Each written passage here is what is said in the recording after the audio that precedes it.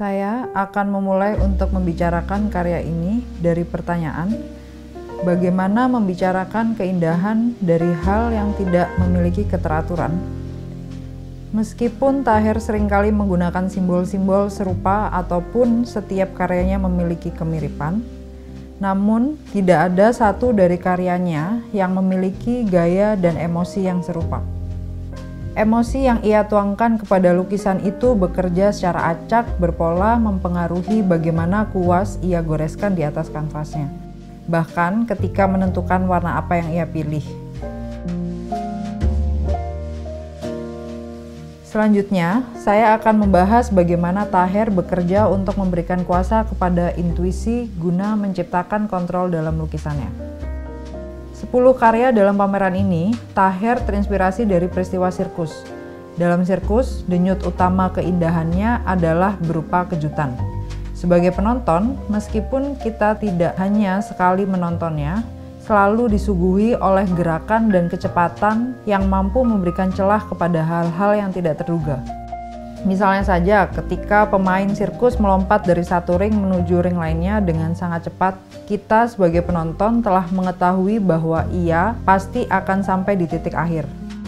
Namun, karena gerakannya yang cepat dan alat penggeraknya yang sangat rentan, mampu memberikan celah kepada spekulasi atas hal-hal yang tidak terduga akan terjadi.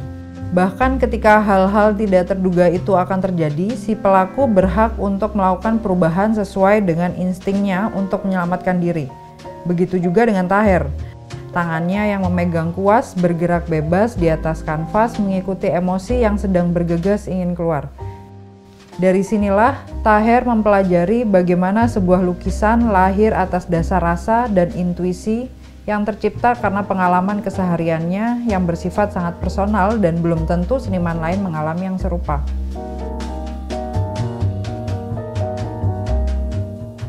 Taher jadi mempelajari beragam emosi yang memang manusiawi dan bukanlah hal yang perlu untuk terus-menerus ditahan ataupun dimanipulasi.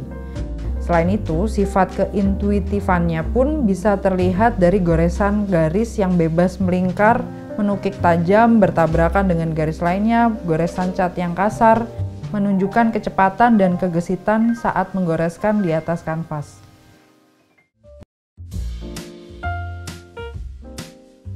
Taher tidak akan membiarkan logika mengendalikan tangannya ketika ia berpindah medium ke atas kanvas. Ia hanya mengizinkan perasaan dan emosinya mengendalikan tangannya di atas kanvas. Jadi, jika diurutkan lagi, proses estetikanya bertumpu kepada usahanya dalam menemukan keseimbangan antara logika dan perasaannya.